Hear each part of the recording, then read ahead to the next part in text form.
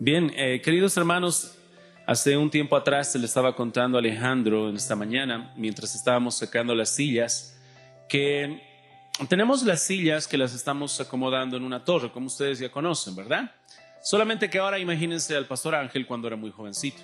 Estaba viniendo su primer año, por así decir, de venir a la iglesia, y resulta que estábamos recogiendo todas las sillas y yo hice algo que era muy negligente, así que lo confieso desde ahora, después de ya muchos años. Acomodando las sillas, había una silla que tenía una basurita o un papel. Okay, no me preguntes de qué, alguien había comido un chicle o un caramelo y esa basura de su envoltura estaba sobre la silla. Lo que yo tenía que haber hecho de manera más diligente era retirar esa basura, llevar al basurero y poner otra silla encima y otra encima y otra encima. Pero este joven negligente, ¿quién se va a enterar? Pongo una silla sobre la basura y así. En ese tiempo, nuestro pastor, el que había fundado la iglesia, empezó a llamar la atención porque estábamos realizando un trabajo negligente. Y empezó a decir, no están llegando en hora, no están acomodando las cosas, están haciendo con mala actitud. Y luego saca un papelito.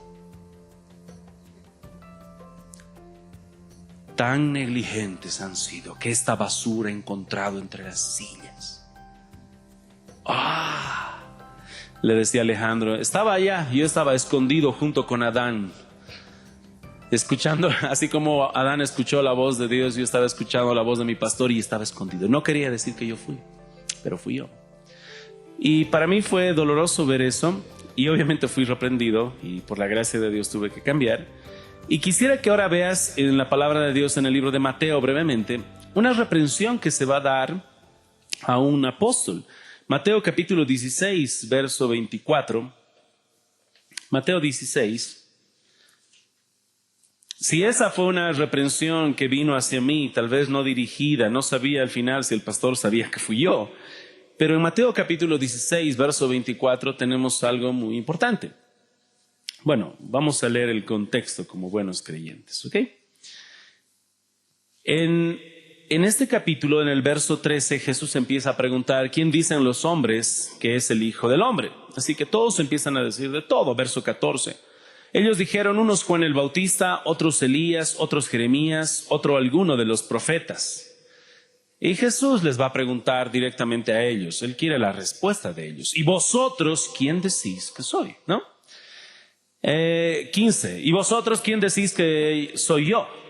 Y verso 16. Respondiendo Simón Pedro, dijo, tú eres el Cristo, el Hijo del Dios viviente. Hermanos, qué respuesta con tanta convicción, tan apasionada y con tanta certeza y con tanto denuedo. Tú eres el Cristo, el Hijo del Dios viviente.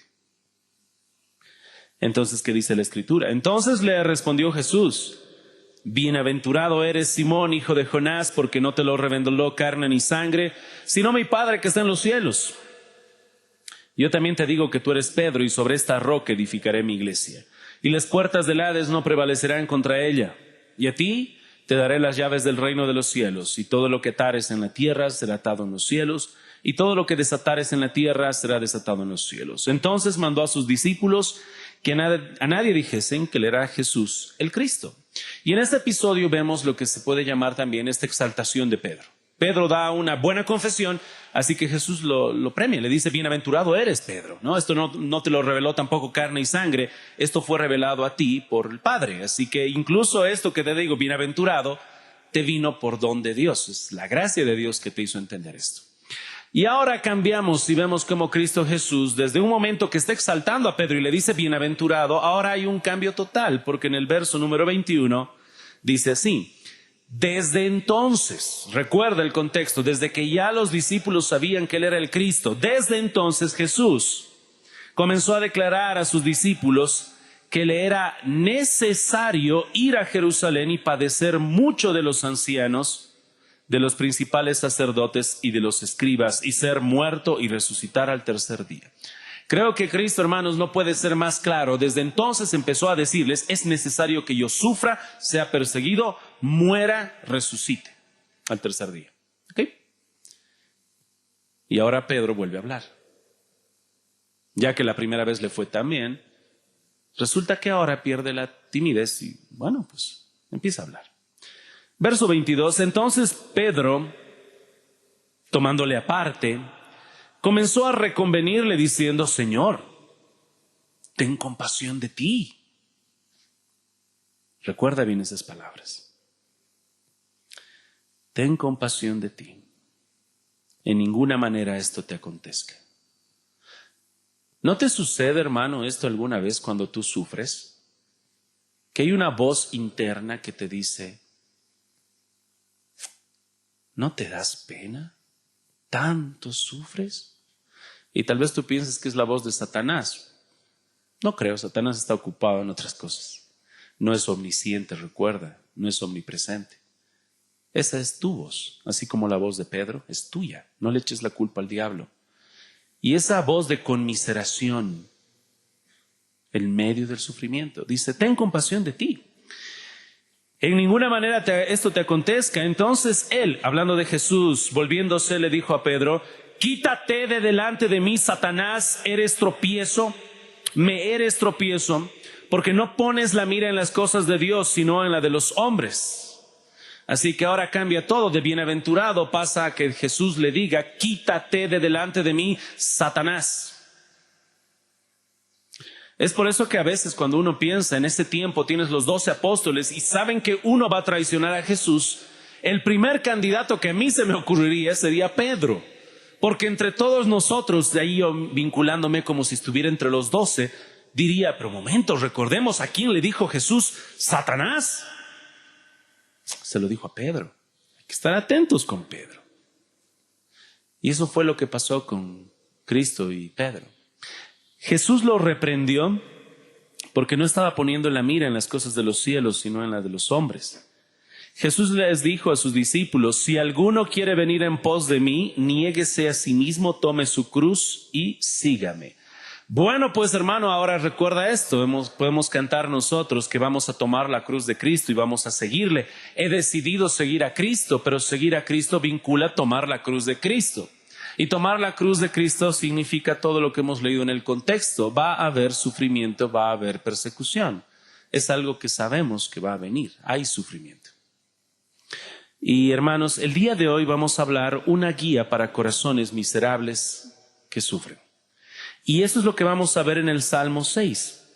Quisiera que vayamos, hermanos, ahora, Salmo capítulo 6. Y lo primero que vamos a hacer, hermanos, ahora en este Salmo es ir a través de los 10 versículos del Salmo 6 y voy a estar dando una pequeña explicación de cada versículo para luego entrar recién a los puntos que tenemos para el mensaje, ya que son 3.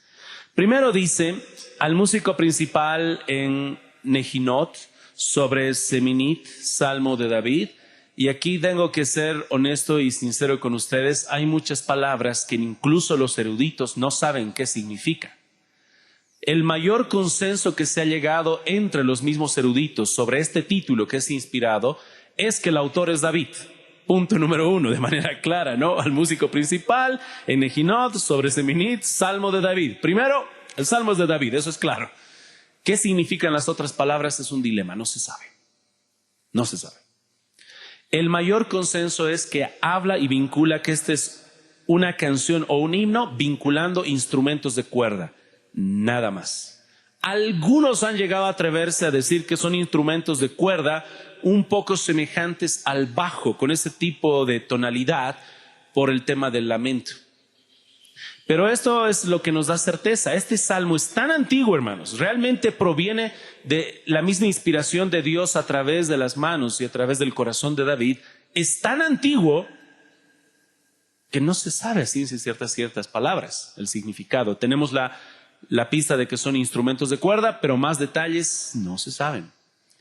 Pero incluso en esa incertidumbre, Dios nos da certidumbre, mostrándonos que esto es tan antiguo y proviene del corazón de David. Aunque tal vez otros te quieran decir, no, se le atribuyó a David, pero fue otro. No, este es un salmo de David. Es tan antiguo este salmo. Segundo, empezamos con los versículos. Jehová, no me reprendas en tu enojo, ni me castigues con tu ira. Este salmo, hermanos, que estamos empezando a estudiar es un salmo de lamento. Les dije que hay diferentes tipos de salmos, ¿verdad? Hay diferentes categorías. Hay 6. ¿Alguien se acuerda de las 6 para que le dé un premio? Una sandía vamos a regalarles. Había salmos que eran de sabiduría. Habían salmos que eran más que nada de realeza. Había salmos que eran de lamento en medio de la aflicción. Habían salmos que eran de triunfo. Después de que ya habían pasado todos los problemas, hay triunfo. Habían salmos que era en un intermedio. Estaba entre el sufrimiento y la victoria al medio. ¿Ok? Y había que se llaman salmos de confianza. Y el último que eran himnos. Todo está bien, todo está tranquilo y queremos glorificar a Dios. Este salmo cae entre los salmos de lamento en una subdivisión de salmos de penitencia. Es un salmo donde el salmista está confesando pecado. Está hablando de él con dolor y que hay un castigo que viene a él. Es por eso que dice, Jehová, no me reprendas en tu enojo ni me castigues con tu ira. Hay algo que Dios está reprendiendo. Y como tú y yo sabemos en el libro de Hebreos, el Señor al que ama, disciplina. Y azota a todo aquel que tiene por...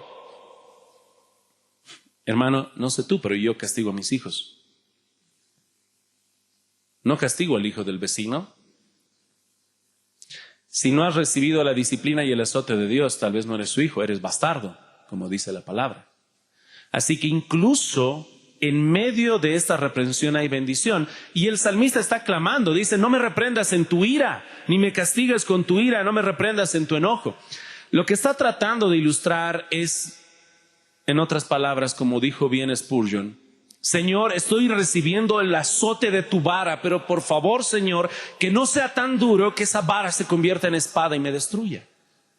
El Señor lo que quiere es eliminar el pecado de tu vida, pero Señor, en el camino no me elimines a mí de paso, por favor. Y eso es lo que está clamando, que es un clamor muy piadoso.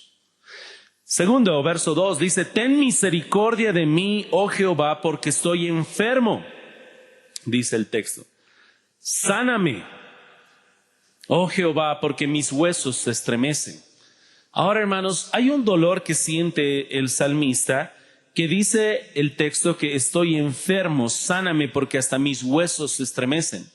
Hay una expresión física de todo este sufrimiento y dolor que está padeciendo. Y creo que tú y yo sabemos, hace un tiempo atrás, recuerdo que estaba viendo un video que estaba mostrando a diferentes médicos el efecto que tiene la ira, la cólera, de aquellos que se exaltan mucho. No sé si escuchaste, de los que se les llama fosforitos, sulfúricos, cualquier cosa y están ardiendo. Decía cómo le tienen efecto en el estómago, ¿no? Gastritis, problemas gástricos. Ok, hay emociones que tienen un efecto en la parte física. ¿Y sabes qué es lo que dice la Escritura aquí? En todo este sufrir, ten misericordia de mí, Jehová. Estoy enfermo, sáname, Jehová, mis huesos se estremecen. Hay una exposición de dolor y se está exponiendo de manera física todo lo que está pasando. El salmista no está ocultando su dolor, no está ocultando su sufrir. Genuinamente está diciendo, estoy enfermo. Mis huesos, o sea, el esqueleto nuestro, se está estremeciendo. Esta oración, hermanos, es muy correcta, ya que cuando yo estaba joven, no me preguntes exactamente la edad, pero creo que fue el último azote que recibí de mi padre. Mi padre me daba azotes como correspondía por mis malas actitudes, por mi mal comportamiento. Pero hubo un día cuando ya era lo suficientemente grande que él me dio, yo le llamo el último azote, porque cuando me lo dio, ¿sabes lo que pasó? No me boté al suelo a retorcerme de dolor. ¿Sabes lo que hice? Me quedé así firme. ¿Me dolía? Claro que me dolía, pero lo expresaba. ¿Por qué? Soy grande. Hombre soy, eso decía mi corazón. No me vas a doblegar. ¿Será que ese es tu corazón cuando hay el azote de Dios? ¿Expresas tu dolor como el salmista? ¿Por qué el salmista expresa su dolor así y hay una disparidad contigo? Verso 3, mira muy bien lo que dice. No solamente su esqueleto, sus huesos, mi alma también está muy turbada. ¿Y tú, Jehová, hasta cuándo? Es un dolor no solamente físico, sino también el alma misma está dolida. Y esto es algo, hermanos, que va a transformar, obviamente, todo, ya que puede haber un cambio, un dolor físico, pero lo que estamos buscando es algo interno, que haya una transformación del alma. Y eso es lo que cada padre busca en su hijo, y es lo que Dios, el Padre, busca en cada uno de sus hijos. Que no solamente clamemos de dolor, ¡ay, cambia mis circunstancias! Lo que queremos es que haya un cambio de corazón. Ese dolor tiene que llegar al corazón. Verso 4. Vuélvete, oh Jehová, libra mi alma. Sálvame por tu misericordia. Y yo le llamaría aquí, hermanos, el corazón del Salmo, porque todo el argumento del salmista para poder hallar refugio, paz, y que Dios pueda consolarle es este. ¿Con qué argumentas a Dios para que Él pueda salvarte? ¿Por qué te tiene que salvar? Hicimos muchas preguntas. ¿Por qué tu esposo tuvo que casarse contigo? ¿Por qué él tuvo que amarte? A los maridos ahora, ¿por qué ella tuvo que amarte? ¿Qué vio en ti? Ahora la pregunta es esta, ¿por qué Dios tiene que salvarte? Y mira bien el argumento que va a usar el salmista. Vuélvete, oh Jehová, libra mi alma, sálvame por tu misericordia. Y ahí entramos a lo mejor y lo más hermoso. El argumento es, Señor, tu misericordia. No es de que yo soy especial, no es de que mis buenas obras, yo soy lo suficientemente bueno. No estoy viniendo aquí a apelar justicia, como tal vez tú y yo estamos acostumbrados delante de un tribunal. Vengo por justicia. No, aquí vas delante de Dios y dices, ten misericordia. Está apelando a la misericordia de Dios, no a la justicia, y es lo que tú y yo debemos hacer. Recuerda que Él salva por su pura gracia, por su pura misericordia. No hay nada bueno en ti. Verso 5. Porque en la muerte no hay memoria de ti, en el Seol, ¿quién te alabará? Ahora mira otra argumentación que usa. Señor, al final si me matas, va a haber una boca menos que te va a alabar. Obviamente de manera material, con cuerpo, ¿no? De manera corporal, habrá una boca menos. ¿Alguno de ustedes, hermanos, ha pasado por el cementerio? ¿Qué tal? ¿Hay mucho ruido o es muy silencioso? Depende, pastor. A veces es muy silencioso, pero si alguien ha fallecido, se escuchan llantos, dolor y tal vez algo de música. Ok, pero estamos hablando ahora en la noche. ¿Has pasado por el cementerio? El silencio que hay. Por eso se dice un silencio de sepulcro. Es un silencio. En las noches, bien de noche. Pero bien de noche, ¿qué está haciendo el salmista? Alabando a Dios, cantando a Dios, llorando a Dios. Por eso dice, mi cama, ahí se está inundando en un charco de lágrimas. Señor, esta mi alabanza en las noches cesará. El sepulcro es un lugar muy silencioso. Y la argumentación es, Señor, no hasta matarme, por favor. A veces, no sé si has pensado esto, tú y yo estamos acostumbrados a, claro, Dios me va a castigar. ¿No se te pasó que tal vez sea con la muerte que te va a castigar? Puede ser. Tal vez ya ni clamas eso. Pides, Señor, cuídame, pero tal vez Dios quiere realmente quitarte la vida. Y dice, basta de pecar, vendrás conmigo. Te sorprenderías cuántos puritanos llegaron a tener hijos que eran realmente perversos y se comportaban como Satanás. Yo todavía recuerdo leyendo ese libro, Conoce a los puritanos, que había uno de los puritanos que su hijo estaba portándose tan mal como Satanás, que su padre le dijo, estoy llorando para que Dios te lleve a su presencia. Tal vez no soy claro, estoy llorando para que te mueras. Y si eres salvo, te vayas con Él, que dejes de pecar. Y aquí el salmista está clamando eso. ¿Te das cuenta, hermano, la disparidad que hay entre la oración de este Hijo de Dios y tú también que te clamas Hijo de Dios? Creo que nos hace falta un poco más tener una visión correcta de Dios. Dios puede quitarte la vida ahora, incluso como creyente, en su disciplina. Creo que la semana pasada o hace una semana me preguntaron, pastor, ¿qué significa cuando estamos leyendo en 1 Corintios hablando de la Santa Cena? Por lo cual hay muchos enfermos entre vosotros y algunos duermen. Aquellos que participan de la Cena del Señor indignamente en pecado y no quieren cambiar. Hay disciplina del Señor, hay azote por parte de Dios. Dice la palabra de Dios avanzando, verso 6. Me he consumido a fuerza de gemir, todas las noches inundo de llanto mi lecho o mi cama. Y el salmista aquí está clamando, está llorando y habla de su gemir. Si quieres, tal vez algo que pueda ilustrar, porque te dije que en el libro de los Salmos nos quieren ilustrar. Algunos de ustedes han estado casados, teniendo a su esposa que está teniendo la labor de parto. ¿Cómo es que ellas están gimiendo de dolor? ¿Qué es lo que nos dice el texto?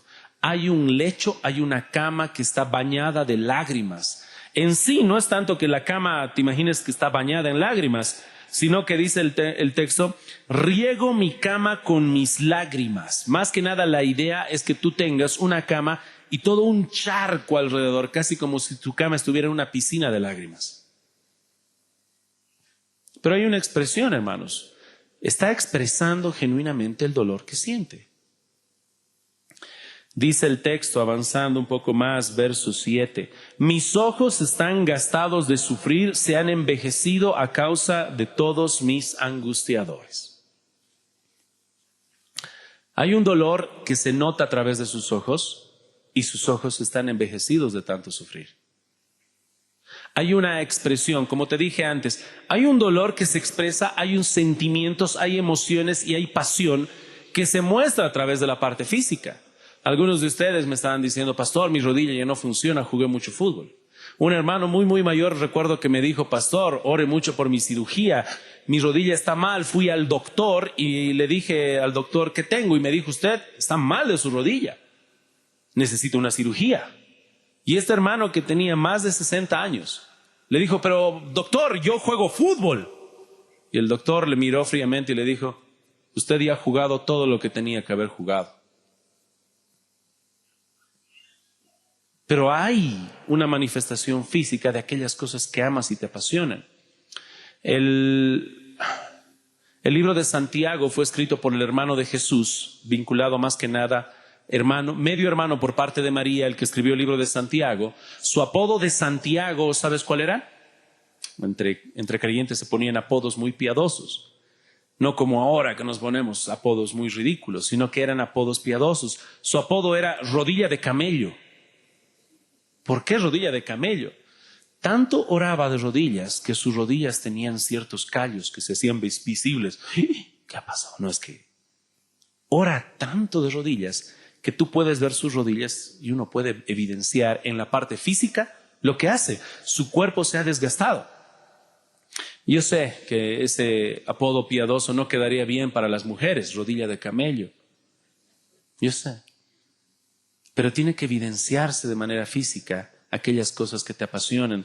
Y aquí hay dolor, hay sufrimiento y sus ojos están envejecidos de tanto sufrir. Y no tiene ningún temor en decirlo. Está exponiendo sus heridas delante de Dios. Es una manera de apelar a su Dios. Verso número 8. Apartaos de mí todos los hacedores de iniquidad, porque Jehová ha oído la voz de mi lloro. Y aquí está haciendo algo muy importante, hermanos. En medio del sufrir, una de las peores cosas que te pueden suceder y que tú puedes tolerar es la presencia de los malos, de los perversos, de los inconversos, de aquellos que no aman a Dios. ¿Por qué tengo que decir esto? Porque cuántas veces he visto el cuadro de un joven varón o una mujercita o un hombre mayor que sufre.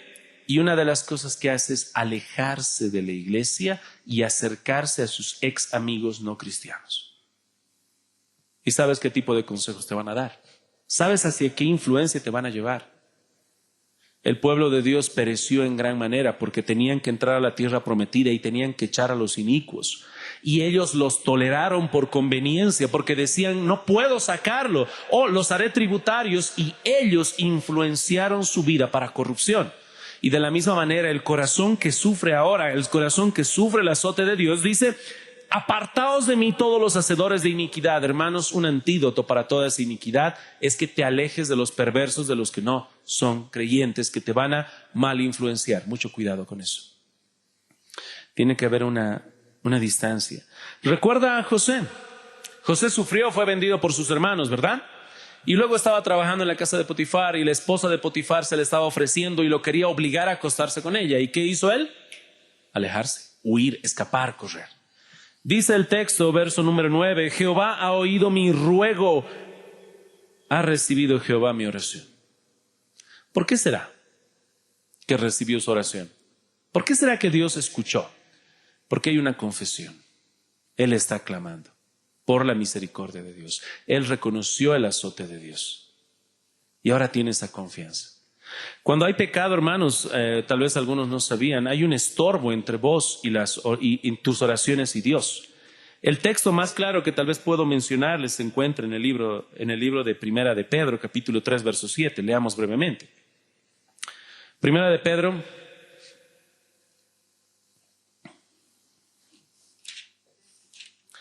dice la palabra de Dios, verso 3. Verso 7. Vosotros maridos, igualmente, vivid con ellas, hablando de las esposas, sabiamente, dando honor a la mujer como a vaso más frágil y como a coherederas de la gracia de la vida. ¿Para qué, hermanos? ¿Para qué tienes que hacer todo esto? Para que vuestras oraciones no tengan... ¿Hay estorbo para las oraciones? ¿Cuáles son este estorbo aquí en este contexto? El estorbo de tus oraciones no es tu esposo. El estorbo es que tú no las estés tratando dignamente, como a vaso frágil, como a coherederas, que tú las menosprecies o las maltrates. Eso es estorbo a tus oraciones. El salmista, a gran diferencia, ha confesado, ha declarado su maldad. Él ha dicho que es un castigo, está clamando por misericordia. Se está apartando de los perversos. Por lo tanto, Jehová escucha su oración. Verso número 10. Se avergonzarán y se turbarán mucho todos mis enemigos, se volverán y serán avergonzados de repente.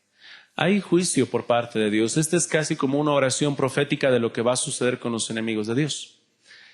Hay un clamor, Él está confiando, Él está seguro, y ahora en esta confianza hay socorro, hay auxilio. Ese salmista, como te dije en mi ilustración, en medio de su pecado, no fue a ocultarse con Adán, ni fue con Jonás a Nínive, a Tarsis, huyendo de la presencia de Dios. Lo que él hace en medio de este dolor es buscar ¿a quién? Buscar a Dios. Nuestro corazón tiene esa tendencia de que en el sufrir, en muchos casos, nos alejamos de Dios. Decimos que buscamos a Dios, pero nos alejamos. No estamos orando, no estamos clamando, no estamos leyendo. Y específicamente cuando es a causa de pecado, como es en el contexto. El día de hoy quisiera que tomemos 3 puntos, hermanos, en los cuales vamos a meditar el día de hoy. Los 3 puntos que vamos a tocar son los siguientes. ¿Por qué no deberías sufrir? Es la primera pregunta que tengo para ti. Segunda pregunta que tengo para ti es, ¿por qué debería Dios salvarte en medio de ese tu sufrimiento? Y tercera pregunta, ¿qué es lo que cambia con la oración? Cuando hay una oración, ¿qué cambia? ¿Qué hace la oración para que cambien las cosas? ¿Qué es lo que cambia? Primera pregunta que tengo para ti entonces. ¿Por qué no deberías sufrir? Esa es la pregunta que tengo para ti. Pastor, pero ¿por qué debo sufrir? Más bien te hago esa pregunta, ¿por qué no deberías sufrir? La palabra de Dios nos ha dicho a todos nosotros que hemos nacido en pecado nos concibió nuestra madre. Somos pecadores, nacemos pecadores, y la paga del pecado, ¿qué es? La muerte. Así que, ¿qué es lo que deberíamos hacer? Sufrir. Por nuestra misma naturaleza, somos pecadores. Ahora quisiera que veas lo siguiente. Hemos visto el texto de Mateo que nos va a estar adelantando ya que incluso como creyentes debemos esperar el sufrir.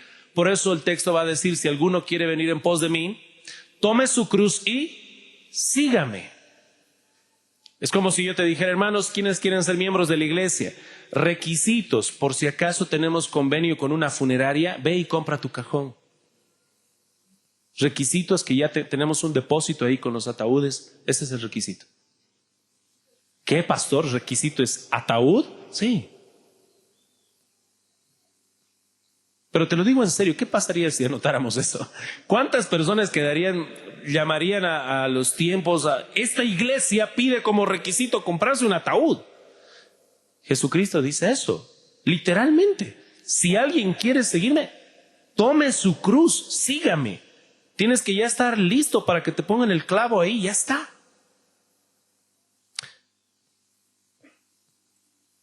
Haremos un juego de comparaciones.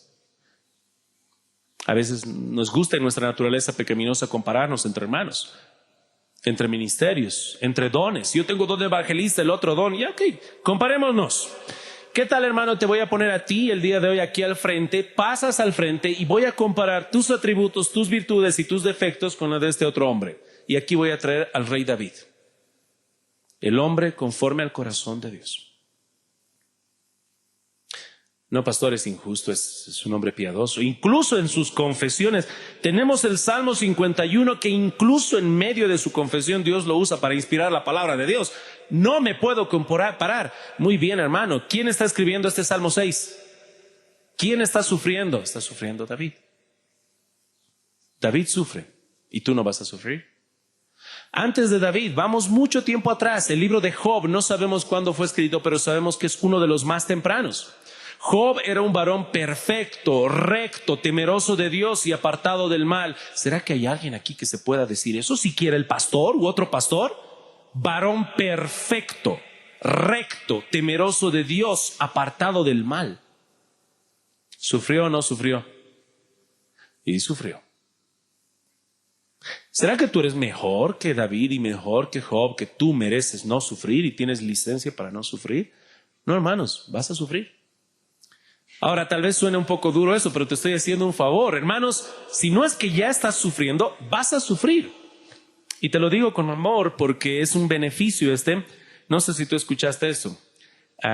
Hay algunos hermanos aquí que saben un poco de boxeo, así que yo creo que ellos saben bien. ¿Sabes cuál es el golpe más, diría mortal, pero el golpe más duro que te pueden dar? En el vientre del estómago, en la mandíbula, cerca del oído por el tímpano. Te voy a decir cuál es, aunque tal vez me van a mirar los amigos boxeadores y van a decir, no, pastor. Me van a decir que sí, yo estoy tan seguro. ¿Sabes cuál es el golpe que más daño te va a causar? El golpe que no esperas. Si le das un golpe en el estómago a alguien y lo está esperando, puede ser muy duro, pero si no lo está esperando. Por eso te digo, hermanos, te quiero que tú y yo sepamos que va a haber sufrimiento. Y si no lo esperas, te va a doler más. Así que más vale que ya estés esperándolo. Va a haber sufrimiento por diferentes razones. Sea que haya pecado en tu vida y haya disciplina y azote de Dios. O sea que por alguna razón hay sufrimiento, tú no lo comprendes, pero tienes que confiar en Dios. Que todo sufrimiento tiene un plan, así como el de David, así como el de Job y también así como el de Cristo. El único que fue inocente, el único, Cristo Jesús, sufrió. Sufrió una cruz. Y ahora volvemos a la comparación. Ya te puse aquí a David, te puse a Job, te podría poner a José también, que sufrió, fue vendido por sus hermanos, terminó en la cárcel. ¿Y tú no vas a sufrir? No, hermano, vas a sufrir. Pero Jesús sufrió. El único que era inocente sufrió. Pero hay una gran enseñanza en este sufrimiento de Cristo, porque hay en la obra de Dios, Dios tiene un propósito incluso en el sufrimiento. Tanto que esa cruz en la cual sufrió Cristo es la cruz que ahora nosotros cantamos, gloriosa cruz. Esa cruz de tormento y de sufrimiento fue para un propósito. Así que, hermano, en el sufrimiento que tienes va a haber un propósito. Quiero que puedas descansar en eso. Así que primero, el golpe que más duele es el que no esperas. Así que, hermano, espera, va a haber sufrimiento. Pero también confía. Y hermano, en tu sufrimiento tiene que haber un clamor. Lo que estás viendo en el texto ahora es que hay un clamor. Esa ausencia de oración, ausencia de clamor, está mostrando que hay orgullo. Así como un joven que es azotado y mira a su padre con una mirada fría y no se inmuta y quiere hacer pensar a la gente que no hay dolor. Ten cuidado que no estés con esa actitud, que cuando venga el sufrimiento, clama, llora. Spurgeon, que cada día que yo escucho o leo más de él, hermanos, no me voy a cansar de recomendarte que leas Spurgeon, el príncipe de los predicadores. La manera en la cual él expresaba esto, él decía, haciendo mención de las lágrimas de David, decía, clama a Dios, llora a Dios. Las lágrimas de sus hijos son como saetas que penetran el corazón tierno de Dios. Y yo decía, wow, Spurgeon, con más calma, me vas a hacer llorar más. Las lágrimas de sus hijos son saetas que penetran en el corazón tierno de Dios. Expresa, hermano, tu dolor. No te muestres fuerte porque no lo eres. Mira a David, puede haber matado a Goliat, haber quitado prepucios a 200 filisteos. Está llorando. Está hablando de una cama inundada en lágrimas. Expresa, hermano, tu dolor. Siguiente punto. El primer punto era ¿por qué no deberías sufrir? Y hermano, vas a sufrir. Estar preparado es lo importante y cuando llegue tienes que clamar. No eres más fuerte, hermano. Segundo punto. ¿Por qué debería salvarte Dios? Y la base para el clamor y el rescate es la misericordia de Dios, como hemos estado leyendo, ¿verdad? Verso 4, vuélvete, oh Jehová, libra mi alma, sálvame por tu misericordia. Así que la razón por la cual Dios salva es por su misericordia. Leamos otro salmo de David que es igual de lamento y de penitencia, el Salmo 51. Creo que muchos conocen este salmo porque en este salmo es que David está confesando su pecado que había tenido con Betsabé.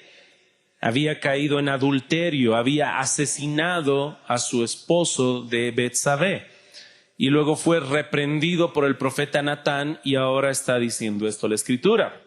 Al músico principal, Salmo de David, cuando después que se llegó a Betsabé, vino a él Natán el profeta y dice así: ten piedad de mí, oh Dios, conforme a tus misericordias.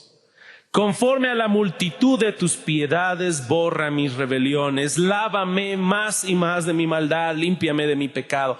Hermanos, David no va a estar aquí ocultando su pecado. No va a decir, pequé porque ella se estaba bañando a la vista de todos. Pequé, pero ella fue mi cómplice. Pequé, pero, no va a usar la palabra pero, va a decir mi maldad, mi transgresión, mi pecado.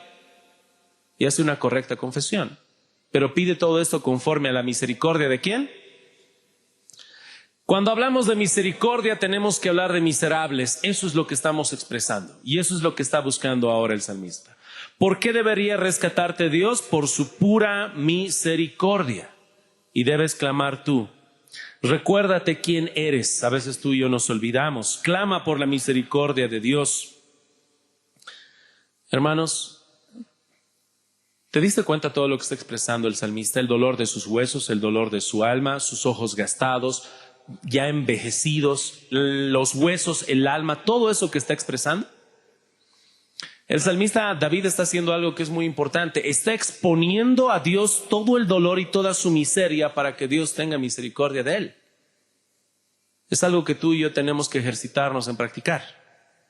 Cuando yo era joven, tal vez de la edad de Abimael, tal vez más jovencito, mis padres tenían una tienda en la cancha. Y a veces mi padre me decía, ven, vas a ayudar a vender. Y yo tenía que estar ahí tratando de aprender a vender. Y hubo un cuadro que me dejó muy impresionado. Normalmente había mendigos que pasaban y te pedían ayuda. Pero hubo un caso que sí me dejó totalmente, no traumatizado, pero se me quedó impactado y la imagen todavía sigue en mi mente. Era un hombre que estaba pidiendo limosna y estaba pidiendo para su cirugía. Y este hombre estaba clamando y diciendo, ayuda, por favor, necesito para mi cirugía. Y estaba literalmente con su camisa levantada y no me preguntes qué parte de su cuerpo, pero estaba exponiendo intestinos, órganos de su interior afuera en una bolsa y clamaba ayuda. Un mendigo puede clamar ayuda con su mano extendida, pero que exponga sus heridas. ¿Qué está haciendo David? ¿Qué está haciendo David? Está exponiendo su dolor. Sus lágrimas, su lecho, sus huesos, su alma. ¿Estás tú delante de Dios como ese miserable exponiendo? ¿O vas con tu camisa y corbata espiritual? Oh Señor, guárdame, como un fariseo, queriendo guardar apariencias incluso delante de Dios. Ve, hermano, ve a tu Padre. Quítate todo ese disfraz, clama tu dolor, cuéntale tu sufrir, llora, arrodíllate. Golpéate el pecho de manera honesta, pero hazlo de manera genuina.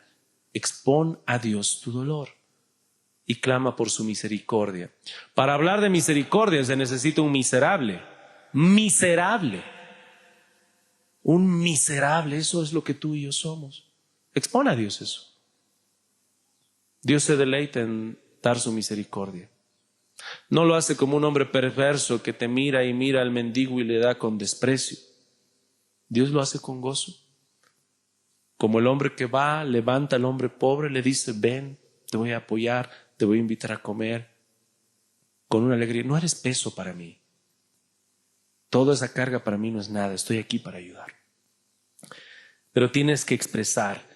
El clamor y la base del clamor y el rescate de Dios es la misericordia de Dios. ¿Por qué Dios debería salvarte? Por su pura misericordia. Así que muéstrate como lo que eres, como miserable. Pero también hay una base, hermano, para que clames a Dios por tus buenas obras. Y quiero que esto se entienda bien.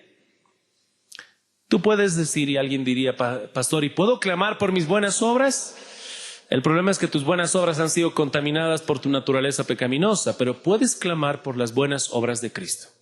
Porque Cristo Jesús vino aquí no solamente a morir, sino a vivir una vida perfecta, que toda esa justicia perfecta se te atribuye a ti. Así que puedes clamar, Señor, por los méritos de Cristo, por la obediencia perfecta de Cristo, porque soy justo por la obra de Cristo. Ten misericordia de mí. Soy tu hijo.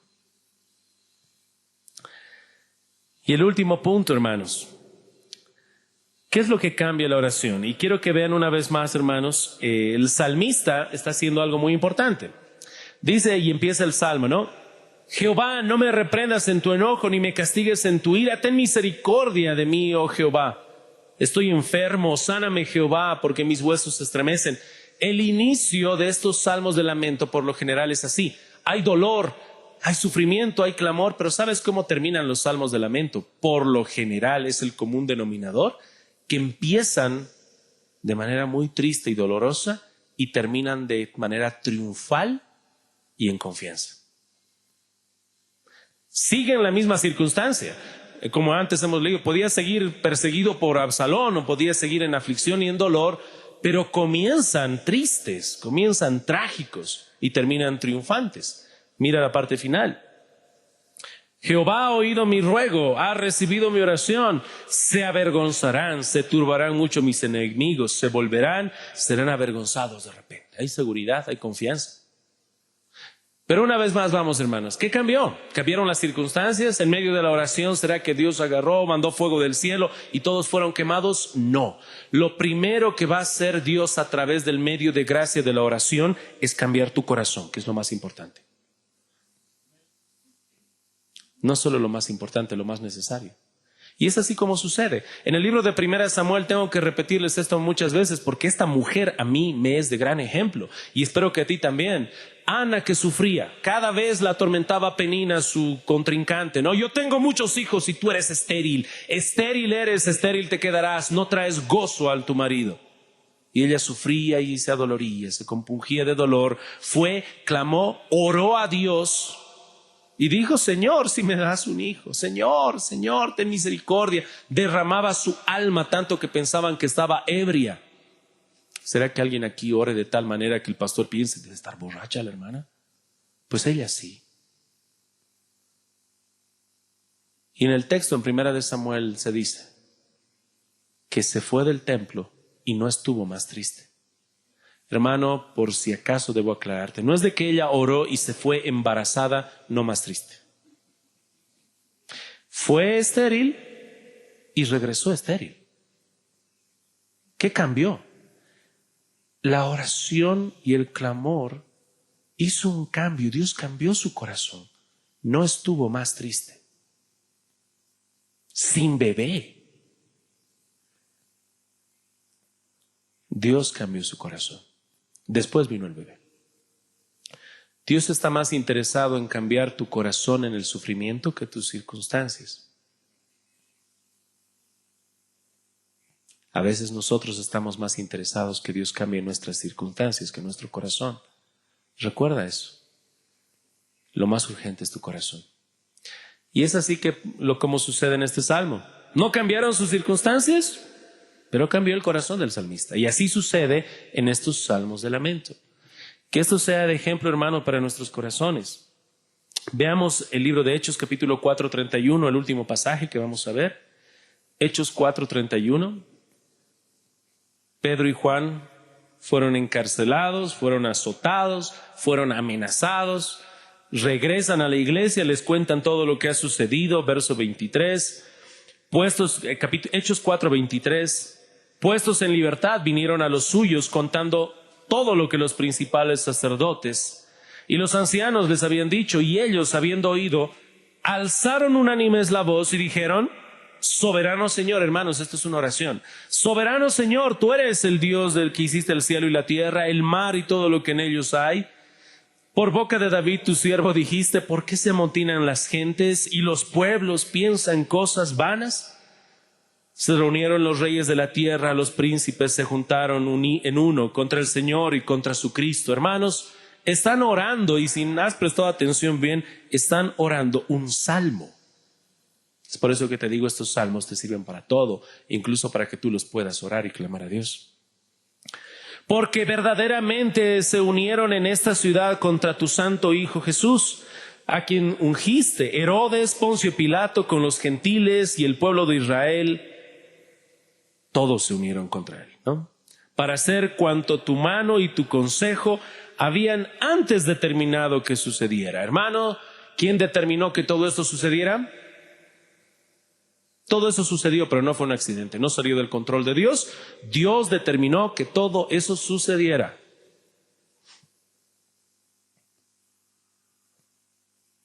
Verso 29. Y ahora, Señor, mira sus amenazas.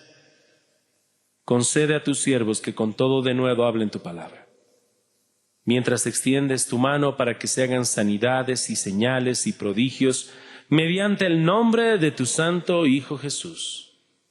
Oran y claman. Van a haber señales, van a haber prodigios, van a haber milagros. Dios tiene que autentificar a sus siervos. Recuerda el contexto. Están orando ahorita por todo este denuedo y porque Dios pueda dar estas señales. Verso 31. Cuando hubieron orado, mira lo que sucede.